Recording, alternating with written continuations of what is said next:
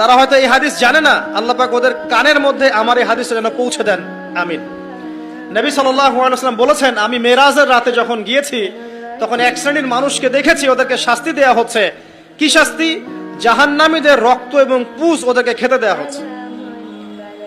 জিবরাইল আলাইহিস সালামকে জিজ্ঞাসা করা হলো যে এরা কারা? তিনি বললেন, এরা আপনার উম্মতের সেই সব ব্যক্তি যারা মাদকদ্রব্য সেবন করত।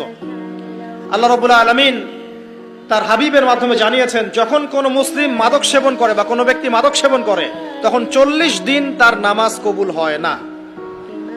এরপর যদি সে তওবা করে তাহলে আল্লাহ পাক তার তওবা কবুল করবেন ইনশাআল্লাহ। যদি সে আবারও মাদক খায় তওবা করার পর, আবার 40 দিন তার নামাজ কবুল হবে না। যদি সে আবার তওবা করে আল্লাহ পাক আবার তাকে মাফ করে দিবেন। যদি সে আবারও মাদক খায় আবার 40 দিন তার নামাজ কবুল হবে না। তারপর যদি আবার তওবা করে আবার আল্লাহ তাকে মাফ করে দিবেন।